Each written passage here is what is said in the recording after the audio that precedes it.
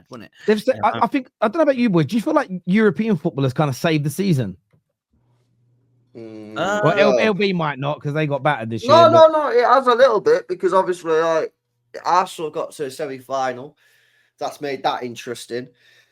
I'm Europa League, not interested. Not interested. Conference League, honestly, I don't said it. Never even heard of these teams in a Conference League, man. So nah. Champions League, yeah. I just think this has been one of the worst footballing seasons of all time. On that point, there's a stat that came out yesterday that shows the points difference to last season. Shows like Nottingham Forest here, as you can see, with 20 plus more points. Brentford, Chelsea have improved. Newcastle, Palace, Bournemouth, Fulham, and Liverpool and Brighton, all with more points than last year. Everton the same, but with Wolves, Aston Villa, Arsenal, United, massively their City, and hugely at the bottom their Spurs, have all regressed massively this season. Do you see this, boys, as proof that overall it's been a really poor quality Premier League season? It's not even necessarily about the quality. It's just dead. Well, the league title was done in December and the relegation basically never even got started. So the two main things in this league, the title and the relegation, has been dusted for 5-6 months. Well, there hasn't been a title race and there hasn't been a relegation battle. So they're the two things, like LB says, are the most exciting. And the only thing we've got left is who's going to get into the top 5, which, let's be real, according to the majority of people, when we used to get it every year, 20 years running, it was dead. When Wenger used to say it's like a trophy, everyone laughed at it. But now it's brilliant when you get into it. It's unbelievable. Like, and which one is it then? You know, because everyone used to say it was not good getting into it. That's all we've got this season is a race for the top 5, and it's now top 5. I mean, crikey, it is. For me, the quality all around Europe has gone, in my opinion. I know that we've just bigged up the Champions League teams, but we used to be able to look at that and say this was a great competition. Not, it's good now we've got to the semis. There's been some good games. I think when you look at around the quality of it, you've just said it, Tel, like you're looking at Man United and Spurs, there's actually potentially in Europe, one of them might win the Europa League. I mean, how the hell bad is everyone else then? If that could be happening, you know, this is how mad it is, to be fair. So I don't know, man. I'm with LB. I know Hussam and Mo didn't agree with me when I said the quality's gone. They said it's great, but I think they were getting confused by how competitive it now is. And when it's more competitive, it doesn't mean it's better. It just means that there's a lot more shitter teams that are all shit together. Because competitively, it's been good to watch, but it's not entertaining, is it? It's not like, bro, like no one's watching the Liverpool matches. No one's watching. I'm not watching an Arsenal match now in the league for like 5, 6, 7 weeks. Same with Liverpool. There's no point. There's literally no point in watching it. The title's been done for time. There's literally no relegation, and that's the two most important things in the league: the title and relegation. And both of them have been done for time. Now, the Champions League race, is pretty mad. There is quite a few teams there, but that doesn't cover up the fact that the main two things in this league have been dead for ages. Now, I know Liverpool fans have a bit of a hard time hearing that because then they think it's sort of like downplaying their. But why though? Why? They've been brilliant. I don't know. Because I say this all the time. Liverpool have been great. They've been the best team in the league by a country mile. Slot's done a madness. Salah's done a madness. Fair play. You deserve it. There's not going to be a caveat next to the thing saying Liverpool won, caveat, dead league. They deserve it. But we can also sit here and say it's been a dead league. It's like last week, though, your fan base, when I said to analysing the Arsenal game, Arsenal were good, but Real Madrid was shit. People say, oh, you're playing it down. No, I'm not playing it down. I can say both things. Both things can be true. Arsenal can be really good and Real Madrid can be really bad. Both things can be true. It's the same with the league, man. This league has been awful. But I do think next year it'll get better because I think everyone will spend money. Everyone will get better players. Yeah, and then next year we'll go again. And hopefully we have a title race, man. But people have been like crying for the last 4 years because City won the title, so it's been boring. We've had title races 4 years in a row.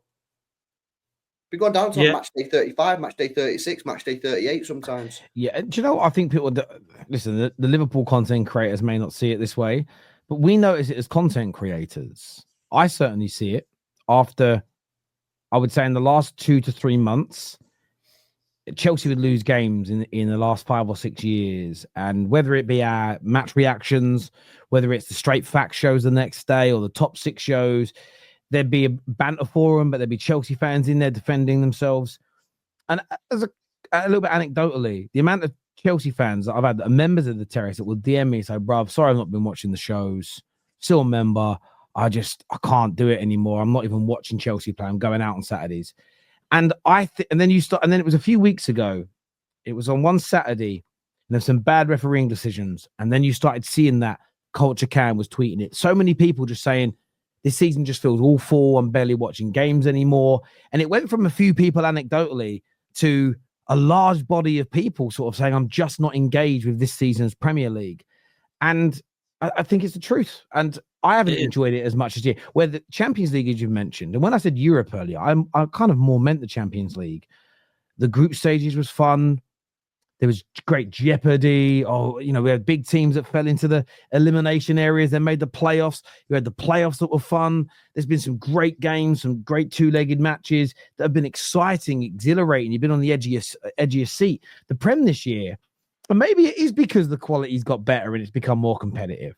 But at the same time, Liverpool went on an amazing unbeaten run this year and won loads of games on the bounce. Wolves have just done 5 on the bounce. And I think City did 4 at the beginning of the season somewhere. And I think Chelsea did 5 wins on the bounce in December. By the way, their fans were buzzing back then. But no big team in England has gone on more than a 2 or 3 game winning streak for a long time. I think Newcastle had quite a good one recently. And there was a lot of hype around that in the build up to the Carabao Cup. But you haven't had enough teams go on good runs and their fan bases get excited because you need that. And when fans are disengaged with the game, I think it takes away from everybody. So I know a lot of people give you stick, LB, but you see it as someone who does watch-alongs. You see it as someone who does football content. You can just see physically and in your comment section, the numbers that watch you, your friends' shows that you go on, you can just see that less people are watching football at the moment. And it's just there. It's just obvious. And so then why do people say that, you're only saying it because of this or that? The facts are, no one watches Liverpool other than Liverpool fans now. No one watches Arsenal other than Arsenal fans. This is league, yeah? No one cares. Just because we've got a bit of a Champions League race don't mean it's good. My club won 1 game in 14 matches and somehow we still might qualify for the Champions League. It's crazy, man. Do you know what I mean? However, I am quite positive because I do think going into next season, I think next season could be an all-timer because you've got Liverpool who've managed to keep Van Dijk and Salah and I reckon they're going to spend dough. Yeah, so they'll still be up there. Arsenal signed 2 or 3 top quality players. City will hopefully be back. Chelsea, they'll probably spend another £1 billion. And Newcastle, I think Newcastle and maybe Villa, but Newcastle for sure should be up there as well. So, realistically, you've got maybe 4 or 5 teams going into next season where if they all do their business in the transfer window, could have a proper title run next year. So I think next year could be an all-timer. But this year is dead. It's awful, man. Good here. Says, you don't speak for me. I'm an Arsenal fan and I watch all the teams I am able to. LB is a professional waffler. All right, sounds. Arsenal fans in the chat, man. They're giving it to LB today. I don't know what he's done. He hasn't even mentioned Arsenal yet. It's unbelievable. I don't know what's going on. Ryan here says, mate, literally thousands of rivals watch Arsenal in hate-alongs. What are you on? Yeah, Champions League, but... They do. That is true, Ryan. That is true. Yeah, man. Champions League, but not Premier League. Yeah, do you know what? Earlier on in the season, I would say up until a few things happened. Forget United and Tottenham. As soon as Arsenal lost to West Ham and drew to Forest, I think that's when the season just went meh. And it's normally this time of the campaign, and I'm going to upset people with this, but I don't care. If you took Aston Villa and Nottingham Forest out of this current race for Champions League spots, and you put Tottenham and Man United, it changes the complexity of things. There isn't any shtick between Chelsea and those other clubs, City and those other clubs, Newcastle and those other clubs. Bayern, there isn't anything. So you don't even have fans that historically dislike one another. The media don't do a good enough job either, by the way, because I don't mean disrespectfully towards City or Man United or Tottenham, but it'd be Monday Night Football and they keep talking about us. And I'm like, again, we know how bad we are. It's not that I don't want to hear it, but actually if they spent a little bit more time talking about the process and the project and how Aston Villa have gone from where they were to where they're at, where they might go, maybe if there was more focus from the mainstream media on that, other than the same conversation about Big Ange every week, the same conversation about Maresca every week, the same conversation about Amorim and Man United every week, maybe it would build up a little bit of animosity or dislike between these other fan bases and would make it more, because part of what we watch it for, like when it kicked off between City and Arsenal earlier on this season twice. We all fucking loved it because there was a bit of needle. And I just think everything's been missing since around February. And by the way, Liverpool fans that are upset, you're not to blame for that. The teams that are to blame for it are Man United and Tottenham for being shit. It is Arsenal for falling out of the title race too early. It is City for having too much poor recruitment for too long and falling off this season. No one's blaming you, but it's still the reality of the situation. It's still, I look at it like, and only older boxing fans are going to get this, that are sort of my age and older. It reminds me of the Matt Skelton, Danny Williams, UK heavyweight scene versus now, or maybe what we've just had. Like, if you guys watched boxing back then, like we've been so lucky in the last 8, 9, 10 years with AJ, with like Derek Chisora has probably been like our worst high level guy, and he's good. You got Dubois that's come through, obviously Tyson Fury, AJ. You had, who's the other dude? Dylan White. We had like a really good heavyweight scene, loads of great fights. Even like Joe Joyce as an example, he's probably there. You had some of the foreign lads getting involved with the British culture, like like who's the champion now? Parker. You go back 15 years ago, it was literally Matt Skelton, Danny Williams, and Fraudley Harrison. Like genuinely, I feel like that's what this season has been in the Premier League. It's just been an absolute letdown. And Liverpool are like the Klitschko of that era, just so much better than everybody else this year. But it makes it as a spectacle boring. It doesn't mean you're not brilliant. So please don't take it personally. And it doesn't take anything away from Liverpool. No, because if those other teams we're talking about the league as a whole, not clubs within the league.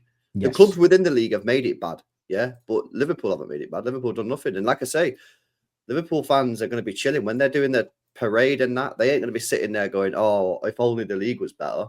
You know exactly. What I mean? Like they're not going to be doing that. You know what I'm saying? This is the weird comment, boys. It says City has more injuries than Arsenal, and Rodri is worth more than any Arsenal player. Stop it, Terry. Did I fucking mention injuries? Or did I? Are you watching last week's show or something? What are you doing? Where are you? Are you on Earth? Fuck me. Are you in a DeLorean? That's the weirdest comment. Sorry, it stood out to me because I thought, when did I mention Rodri and City's injuries? I don't remember doing it. Quality of refs in the Premier League has killed the spectacle. I just played a part, definitely. I think VAR as a whole is a killer as well. I think if we're analysing why we're not really fully enjoying it, I think VAR. Listen, it might sort out some mistakes. Yeah, and it definitely does. But they're not using it as they told us they were going to use it. They told us that they were only going to use it to overturn clear and obvious decisions, which they don't do. They overturn minor decisions and stuff that isn't clear and obvious, so that they lied to us. When they were bringing it in, they said stuff like, "You won't even notice VARs in the game." Yeah, lies. We see it every single game. And ultimately, it's a killjoy, isn't it? It's a killjoy because when you score a goal, part of you is like, what's going on here? Do you know what I mean? Can we celebrate or not? And you know, I'd never been the same again following the you remember when Raheem Sterling scored against Spurs in the Champions League? The last minute of the game. Oh yeah. It was scored in like the 93rd minute of the game, 94th minute of the game. Sterling scored, and that goal sent City through to the semi-finals. Yeah. And yeah, the place erupted. Unbelievable celebrations, and it got ruled out for offside, which it was. But ultimately, ever since then, it's like it's just dead. It's just dead, and it's not just fans who watch it on the telly. Fans go to the stadium. VAR for me is, I think it's a negative to the football product as a watch. Will it improve it as a sports outcome? Yeah, maybe. But if you're talking about enjoying the football match, it is worse. It's worse. Yeah, and I don't even think we're seeing that much that justifies it. Obviously, goal line technology, no problem with that. It's instant, takes 10 seconds, less than that. The guy sees it on his watch, goal. Automated offsides, I don't even mind that as much because it's quite quick. But everything else for me, I don't know, man. You know what I mean? And we're still sitting here 4 or 5 years later saying referees are crap. I just think it's never going to be fair. I'd scrap it in a heartbeat if it was me. Yeah, I mean, never had a problem with football for over 120 years. I agree. In this country and around the world, and then all of a sudden, people went, "You know what? We really need to get this VAR because this is not good." Nah, No way. I would like to see when, because I really recently realized how much referees get paid. It's like $250,000, $300,000 a year. And I always remember it wasn't that many years ago where they used to speak about how if they pay referees more, you'd get better referees because they're paid more. I would love to see the correlation between when VAR came in, the technology, the companies that own it, who's invested in them, and the salary of these people go up. Because I've got this horrible feeling it's all connected. They brought in semi-automated recently in the Prem. And we're getting, by and large, we're getting offside decisions now in about 30 seconds. And I'm thinking, but you could have had that at the start of the season. You could have had that 2 years ago. Much better. But like, I'm in your train of thought now where they don't even overturn most of their mistakes anymore. They go with this stupid on-field decision. I just feel like, well, then just fucking stick with that almost. And what they should have done, Tel, was you say like, oh, we could have had this a while ago. Well, actually, what we should have done was when everything was ready and everything was right, we should have brought it in then. We brought it in too soon when it weren't ready and when it was lines being drawn on manually and when it was X, Y, and Z happening, when rules were set up in the air. What we should have done was gone, right, we've got this semi-automated now. Goal line technology's come in. This is what we're doing for X, Y, Z. Boom, we bring it in now. Technology's ready. But I thought we bring it in way too soon before it was ready. And it was just it wasn't good enough to bring in. It was just poor. So, look, the officiating's never going to get any better, in my opinion, because they're always going to be as poor as they are. But they can certainly improve technology and make sure that that's right, for sure. Yeah, get the technology right. I think that's one of the key things that they have to do.